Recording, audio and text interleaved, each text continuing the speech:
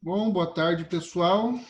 Estamos aqui novamente com a nossa aula de sociologia, tá? Hoje a gente continua estudando ali o Anthony Giddens, tá? A gente verá na aula de hoje, provavelmente num pedaço da próxima, porque é muita coisa, o capítulo 9, se eu não me engano.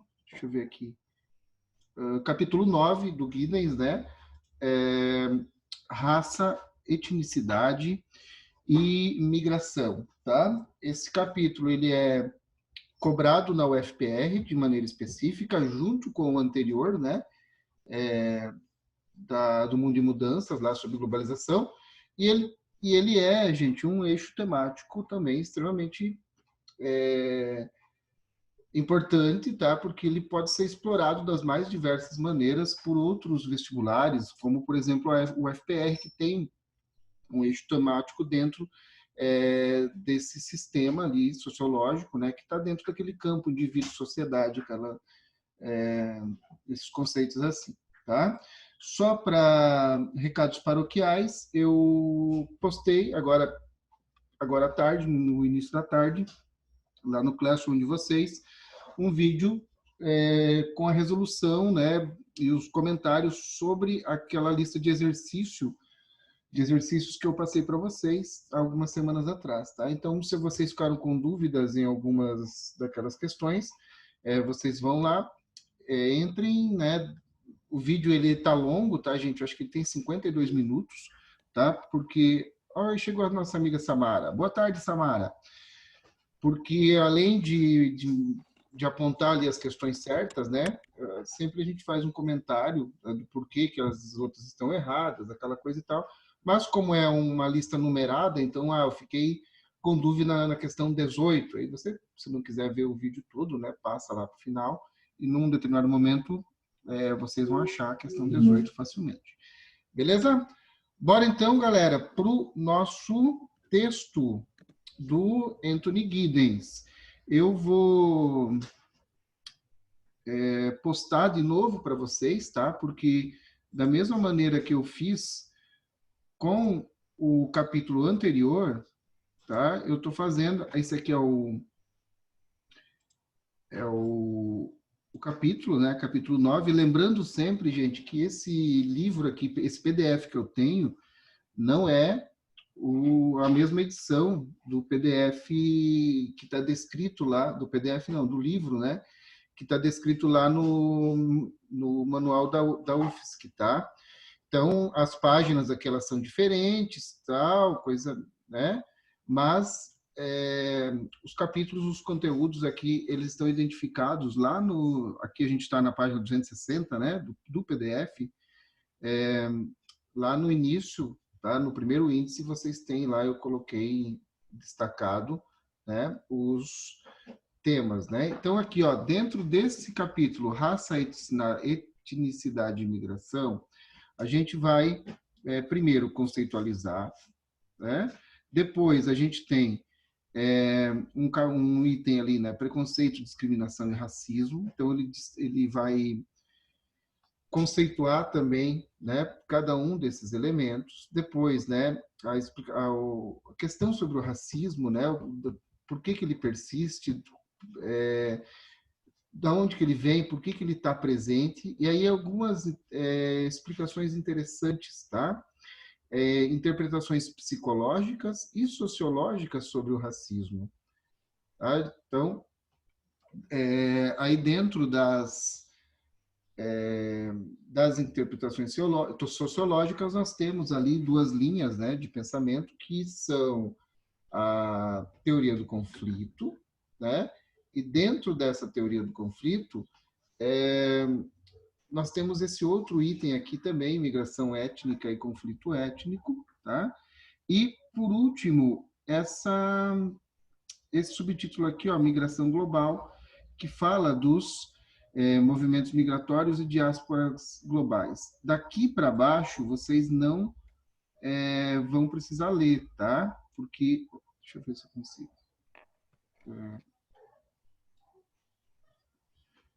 Porque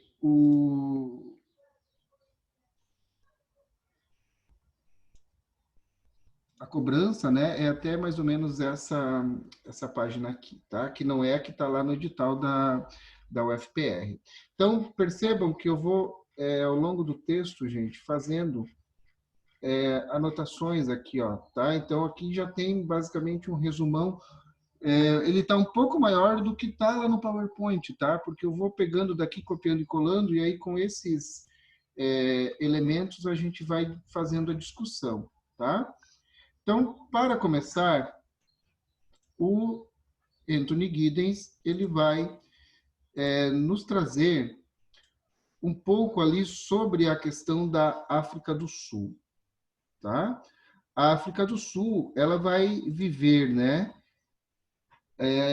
dos anos 30, 40, não me lembro agora direito quando que começa, tá, gente? Mas o regime do apartheid na África do Sul ele vai até 1994, tá? Então aqui a gente tem, né, um estádio, um jogo de futebol, alguma coisa, e uma separação aqui, né, de brancos para um lado e negros para o outro. E essa separação étnica, né? Apartheid significa separar, apartar, vai ser uma coisa institucionalizada. Então, é uma política de Estado, tá? Onde uma enorme população negra é subjugada por uma população branca muito menor, tá? E, ao longo dos anos, isso vai tomando força de lei, tá? Tomando uma coisa, se tornando algo de Estado e se naturalizando dentro do contexto sul-africano, certo? E ao mesmo tempo que a gente tem isso acontecendo na África do Sul, nós temos também isso acontecendo nos Estados Unidos de maneira institucional, vertical, de cima para baixo, tá? Que são as leis de segregação racial, as leis de Jim Crow dos Estados Unidos. O apartheid, né, ele, embora ele vai praticamente aniquilar a liberdade da população negra, né, eles serão retirados das regiões onde eles moravam originalmente, eles serão conduzidos para os bantustões, né, que são enormes periferias que se transformam em enormes favelas, tá, que são fiscalizadas, e aí eles vão ter horário para poder sair, horário que eles são obrigados a voltar, e eles trabalham como migrantes em áreas distantes dessas regiões, ou na casa de brancos, né, nas cidades, ou nas minas, ou fazendo serviços diversos também dentro das cidades, mas chegava no final da tarde, eles eram obrigados a se recolher. Eles não tinham direito a voto, eles tinham o lado certo da rua para andar, o banco certo para sentar, o bebedor certo para beber água e assim por diante. Então, essa história vocês já sabem, né? Vocês veem com o professor Ferrari, e eu só estou falando porque a introdução que o Anthony Giddens dá para começar a discussão, ela parte deste exemplo real, tá? Onde a diferença racial ela é instituída, tá? Via programa de Estado. Só para resumir, né, ali no final dos anos 80, nós temos um novo governo sul-africano, né, um cara chamado de Klerk, e aí ele vai começar a receber muitas pressões. Os direitos civis nos Estados Unidos já aconteciam, já existiam desde a década de 60. Né? O de Klerk ele vai ser muito pressionado por tudo quanto é órgão, né, de defesa dos direitos humanos, e ele vai libertar o Nelson Mandela, que é o grande líder, o grande expoente da luta, né, pelos direitos dos negros, tá? Deixa eu não sei por que eu estou mostrando esse mapa, se eu podia estar... Espera aí que eu perdi vocês, achei. Que vai ser um grande expoente ali da luta pelos direitos negros, tá? E aí, em 1990, o Mandela é libertado, e em 1994 ele é eleito o primeiro presidente negro, né, da África do Sul. Aqui, ó, desde 48, né, o apartheid existe. Aí nós teremos aqui, ó, ele fica, o Nelson Mandela, né, 27 anos na prisão, e depois eu quero falar com vocês sobre uma coisa que vai acontecer, tá, na África do Sul, que é a Comissão para a Verdade e Reconciliação. É o que, gente? É uma série de audiências, tá? Vão ser milhares e milhares de audiências lideradas por este arcebispo aqui, Desmond Tutu, que vai recolher depoimentos, tá? Eles serão anistiados, vamos supor, os integrantes do Estado que cometeram crimes civis, eles serão anistiados, ou seja, perdoados em troca de falar a verdade, como se fosse uma espécie de delação premiada, né? Aí aqui, ó, o resultado disso, né, foi um relatório de 3.500 páginas lá em 1998. Essa comissão, né, ela é bastante criticada porque muitos órgãos ali que são, digamos assim, contrários, né, que não querem investigar. A gente viveu isso no Brasil recentemente. Lembra da Comissão da Verdade?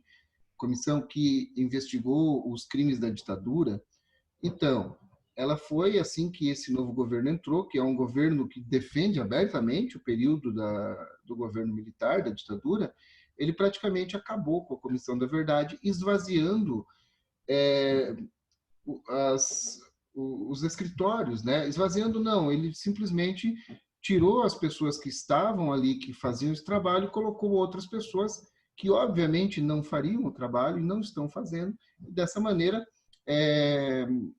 o trabalho se encerra, tá? Então, aqui também, né, haverá inúmeras críticas dizendo que eles não conseguiram superar a divisão racial e a discriminação, né? A África do Sul permanece uma sociedade dividida e continua a lutar contra o fanatismo e a intolerância. Porém, gente, essas audiências, fazer esse trabalho, tá? É importante, por quê? Porque pelo menos isso coloca a luz, né? Joga luz sobre essas questões, tá? E a partir dessa história que agora está sendo iluminada, digamos assim, ou seja, que sai da penumbra, né? Há a possibilidade de se pensar políticas públicas e maneiras de se lutar contra, de combater esses mesmos desvios, tá? Aí a gente começa aqui, ó, eu vou direto agora para cá de novo, tá?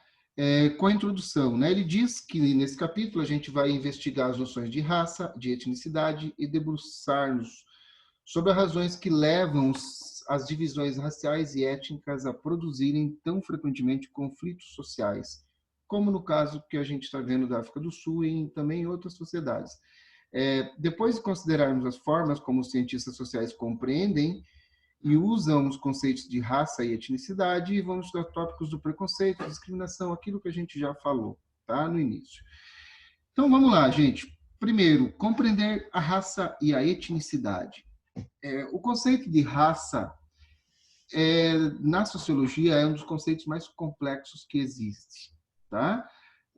Claro, devido à contradição entre o seu uso cotidiano e sua base científica, ou a ausência dessa base científica. O conceito de raça, gente, ele vai surgir na França no final do século XVIII e início do XIX, tá? Por que ele surge, gente? Porque nesse período nós teremos também o momento onde está acontecendo um processo histórico chamado neocolonialismo. Então, as grandes nações europeias, elas estão ali, né, no auge da segunda revolução industrial, tá?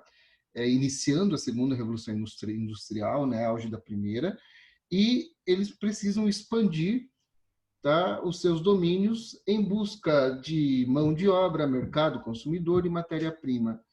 A América já está toda descoberta, independente, então não dá mais, né? E eles vão se voltar para onde? Vão se voltar para os continentes africano e asiático, tá? E essa dominação, gente, esse imperialismo, ele é ele significa subjugar política, militar, cultural e economicamente esses outros povos, tá? E, obviamente, a violência e a arbitrariedade estão presentes nesse contexto, tá? E aí as teorias sobre raça vão começar a ser formuladas por cientistas nesse período, tá? Lembrando que é o momento também da teoria da evolução do Darwin, tá? Então, essa ideia da evolução das espécies, não agora, né, não no início, mas mais tarde, ela vai ser utilizada também como uma justificativa para o imperialismo, né? Aquilo que vai vir a ser conhecido como darwinismo social. Aí a gente tem aqui, né? Quem é o cara que começa com essa coisa toda? É um conde francês chamado Joseph Arthur de Gobineau. O Gobineau, gente, ele é muitas vezes designado como pai do racismo moderno, né? Ele propõe a existência de 3 raças, tá? A raça branca, né, caucasiana, a raça negra, né, negroide, e a amarela, mongoloide. Mongoloide vem de mongol, né, da região ali da Ásia. As ideias do Gobineau e de seus colegas proponentes do racismo científico influenciaram mais tarde Adolf Hitler, que o transformou na ideologia do Partido Nazi. Outros grupos de supremacia branca, como o Ku Klux Klan nos Estados Unidos e os arquitetos do apartheid na África do Sul. Para a gente colocar em ordem cronológica aqui, gente, o Hitler ele vai se basear nas leis Jim Crow, tá, dos Estados Unidos, e vai substituir negros lá por judeus, tá? E aí ele vai fazer as leis de Nuremberg. Quando o Gobineau, que era amigo do Dom Pedro II, tá, gente? O Dom Pedro, quando vai a primeira vez para a Europa, ele passa alguns dias lá com o Gobineau e eles ficam amigos. E o Gobineau também é o patrono, digamos assim, daquela proposta de embranquecimento da população brasileira, que vem ali no encalço do final da década de 1850, né, onde há um esforço por parte do governo brasileiro para angariar imigrantes, principalmente italianos e germânicos, que chegam no Brasil, que vêm para o Brasil. E aí, dentro das questões ali importantes, né, como, por exemplo, a necessidade da substituição da mão de obra escrava, que estava já como certa que seria abolida, né? Mas dentro desse conluio tem também essa política de embranquecimento, tá? E aí, segundo o Gobineau, os brancos, né, os caucasianos, eles eram mais evoluídos, mais inteligentes, tá? E a raça negra e amarela eram raças inferiores, tá bom? Aí a gente tem aqui, ó, nos anos que seguiram a Segunda Guerra Mundial, a ciência da raça foi largamente desacreditada. Por quê, gente? Porque nós já temos, né, o Holocausto acontecido, nós temos já o Apartheid na África do Sul, nós temos as leis de segregação racial nos Estados Unidos, tá? E a ciência do século XX, ela já desenvolveu a genética nesse período aqui, ou está começando a andar com a genética. E aí, essas teorias aqui, ó, do Gobineau, dessa galera ali, os proponentes deles, elas eram baseadas, não, vamos dizer assim, em estudos empíricos, mas elas se baseavam, né, na aparência física, né, da tonalidade de pele como um medidor, digamos assim, para que as pessoas se diferenciassem em termos de superior e inferior. Quando os estudos biológicos, né, ali, principalmente genéticos, começam, eles vão perceber que existe mais variação genética, digamos assim, dentro da raça branca do que entre raça branca e negra, ou branca e amarela. Estou falando aqui usando os termos do Gobineau, tá? E aí, dentro vamos supor, da própria raça negra, existem variações genéticas que são maiores do que entre os negros e os demais, é, e assim por diante, tá? Então, gente, em termos biológicos, vai ser concluído que não existem raças definidas, apenas uma gama de variações físicas nos seres humanos. A diversidade genética do seio de populações que partilham traços físicos visíveis é tão grande quanto a população a própria diversificada existente entre as mesmas. Em virtude desses fatos, tá? Vocês sabem, né, que o português aqui é de Portugal, então eu fiz uma limpeza, mas vai passar alguma coisa. A comunidade científica abandonou quase por completo o conceito de raça. Aí tem ali, né? Muitos cientistas sociais argumentam que a raça não é mais do que uma construção ideológica cujo uso nos círculos acadêmicos apenas perpetua a crença comum de que existe uma base biológica, tá? Olhem só, gente, isso é importante entender, ó. A raça, então, não é mais do que uma construção ideológica, tá? E utilizá-la nos círculos acadêmicos perpetua a crença comum, tá, de que existe uma base biológica.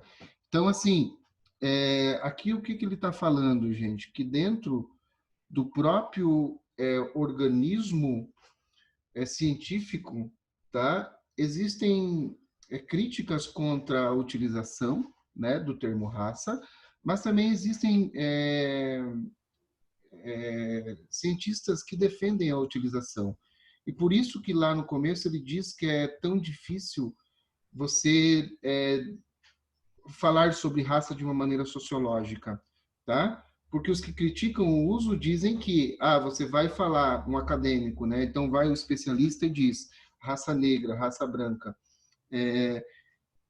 Se dirige a essas populações utilizando o termo raça, ele basicamente ele está, de certa maneira, legitimando a crença comum de que há diferença biológica entre elas. Tá? Outros cientistas, deixa eu só me achar aqui, só um pouquinho, deixa eu concluir isso aqui. Ó. Outros cientistas sociais discordam, afirmando que a raça, enquanto conceito, tem sentido para muita gente, mesmo que sua base biológica tenha sido desacreditada.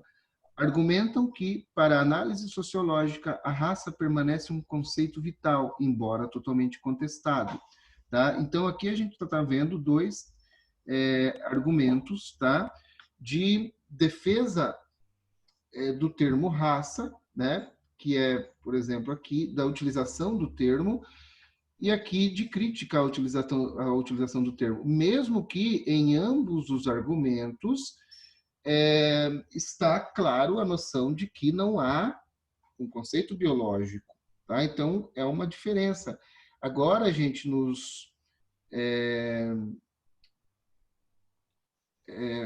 nesses protestos, né, nisso tudo que está acontecendo desde o George Floyd, né, do assassinato do George Floyd nos Estados Unidos, a gente está vendo reportagens, e eu procuro prestar muita atenção nisso, se vocês prestarem atenção, vocês vão perceber também. Você tem alguns especialistas, tá? Eu estou falando de especialistas, né? Não o apresentador, o jornalista ali que não tem, de certa maneira, a obrigação científica de saber a diferença, né? Mas eu percebo antropólogos, principalmente utilizando o termo raça, e aí quando vem para sociólogos ou cientistas sociais, né? Essa galera, eles procuram evitar a colocação do termo, tá? Mas dentro da antropologia, então, empiricamente eu percebo ali, né, que a utilização ela é mais comum, tá? Quem é que está certo, quem é que está errado, gente? Nós não podemos, de certa maneira, fazer julgamento de valor, tá?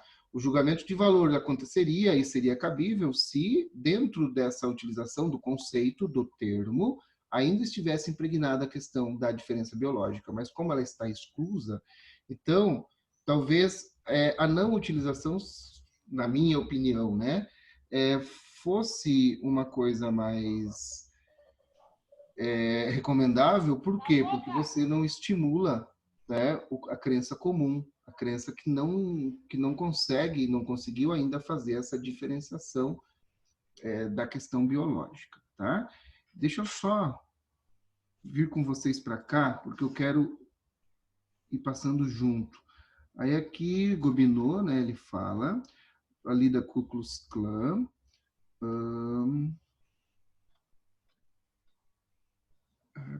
alguns teóricos.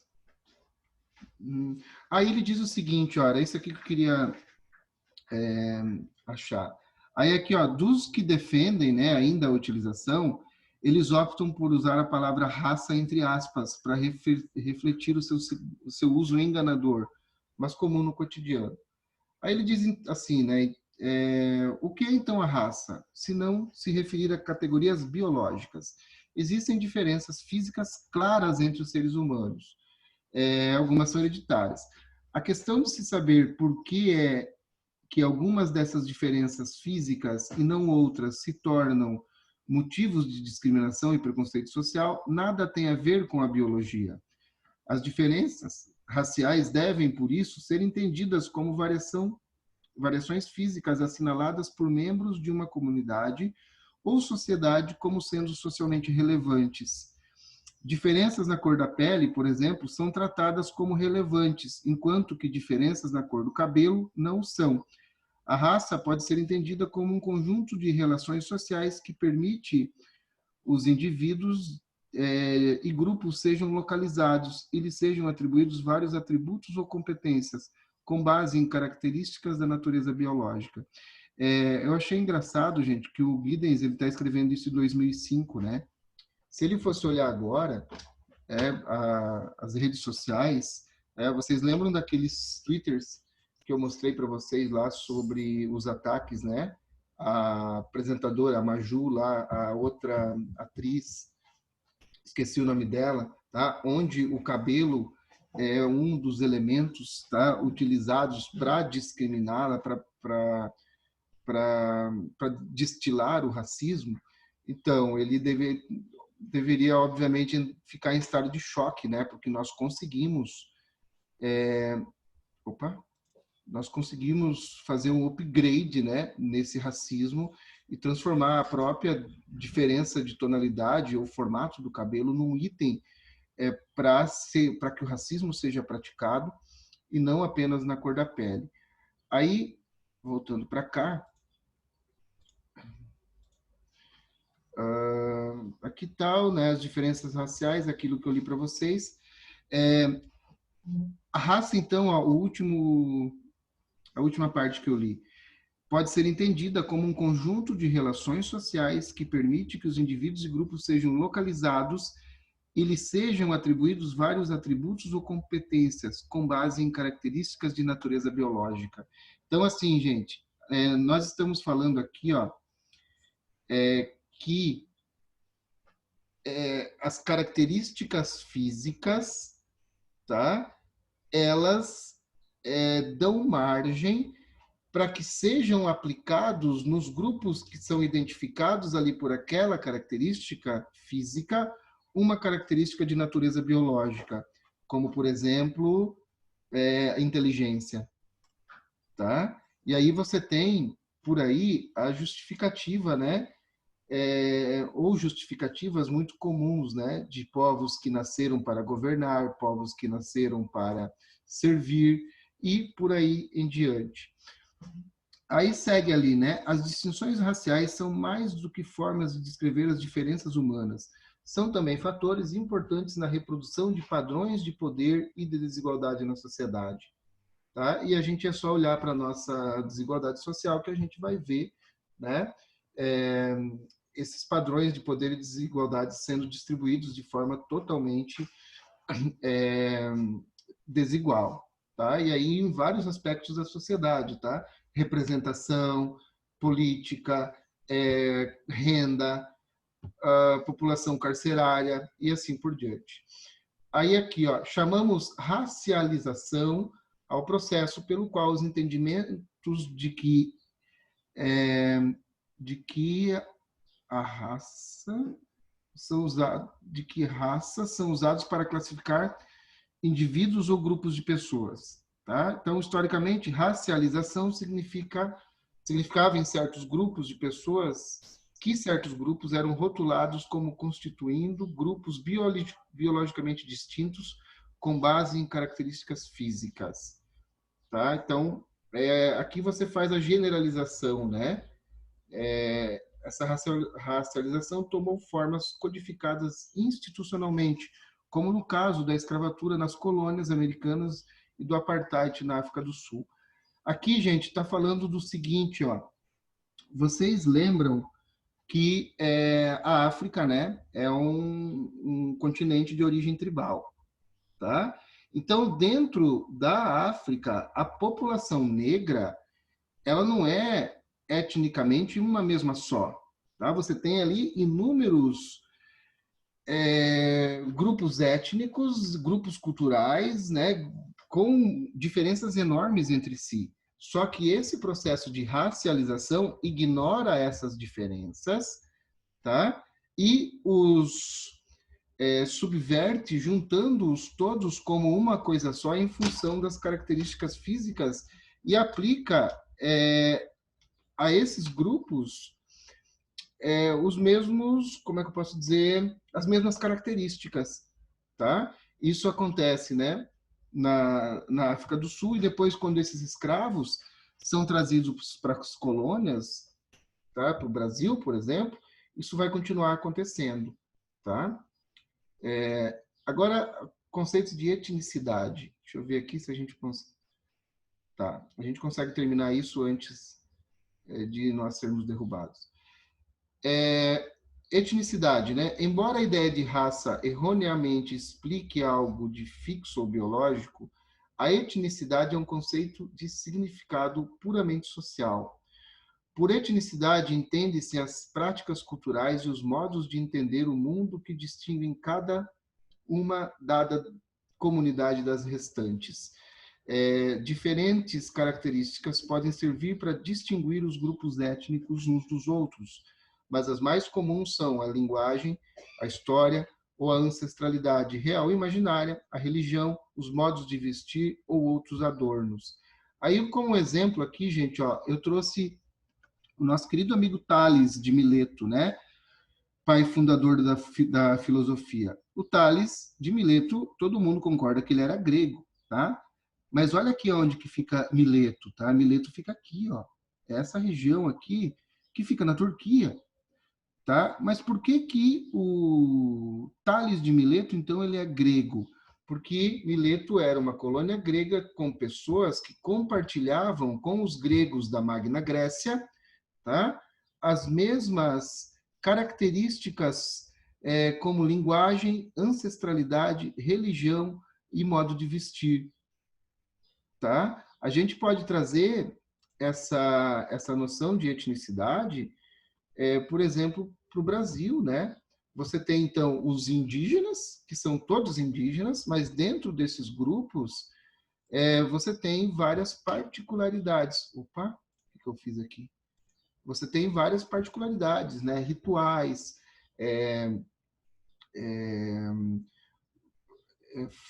formas de indumentária, né? Ritos religiosos e assim por diante. E aí eles se classificam em diversas particularidades dentro de um todo. É como se a gente fosse pegar, né, os negros da África do Sul e ali você consegue separar, né, o Zulu do outro grupo lá, do outro grupo lá, em função desses aspectos, e isso se chama etnicidade. Aí você vai criar a etnia Zulu, a etnia Tupinambá, a etnia Tupiniquim, e assim por diante. Só que a gente tem que cuidar, tá? Giddens fala, com esse negócio de etnicidade, porque ela pode virar um problema, tá? Aqui, ó. Para muitas pessoas, a etnicidade é um elemento central na identidade do indivíduo e do grupo. Pode fornecer uma importante linha de continuidade com o passado e é muitas vezes mantida viva através da prática de tradições culturais. Embora seja mantida no âmbito da tradição, a etnicidade não é estática e imutável. Pelo contrário, fluida e adaptável às circunstâncias em mutação. E aí a gente tem, tá, o exemplo aqui, ó, do sincretismo religioso no Brasil, tá? Os grupos que vinham da África, eles tinham na religião uma forma de manter as suas tradições vivas, tá? Na religião, porque a religião da África como um todo era uma religião animista, né, politeísta, tal. A linguagem, ela era semelhante com algumas variações, né, porque são troncos linguísticos enormes ali. A mesma coisa o tronco tupi, né, o tronco macro-G dos indígenas brasileiros. E aí, o que acontece? Eles mantêm essas tradições ancestrais, pela tradição religiosa, só que eles são proibidos de praticar religião no Brasil. Então, o que é que eles fazem? Eles pegam e mesclam elementos do cristianismo com elementos das suas religiões. E aí eles vão criar uma nova religião, tá? Através do sincretismo cultural, onde a Santa Católica Virgem Maria representa a Orixá e Iemanjá, o São Jorge, o Ogum e assim por diante. E o Giddens fala também, gente, que essa questão da etnicidade, ela é muito presente. Todo mundo tem uma determinada etnicidade. Então, assim, dentro, por exemplo, dos brancos catarinenses, você tem várias etnias, né? Tem as etnias ali que vêm dos Açores, tá? Tem etnias brancas que vêm da Itália, da Alemanha, só que são grupos majoritários, tá? Mesmo que entre grupos minoritários em sentido numérico, por exemplo, você vai ter um grau de discriminação menor do que com grupos que são minorias étnicas, mesmo sendo maiorias numéricas. Então, assim, ó, um pequeno contingente branco que vem da Itália, ele vai sofrer menos discriminação do que um contingente branco de origem asiática, por exemplo, tá? Dentro de uma mesma sociedade. E aí são as complexidades das quais o Giddens fala. Tá? Eu vou achar onde que está isso agora no nosso intervalinho para mostrar para vocês. Eu acho que eu não coloquei no slide. Gente, nós vamos cair, tá? Eu vou parar a gravação aqui,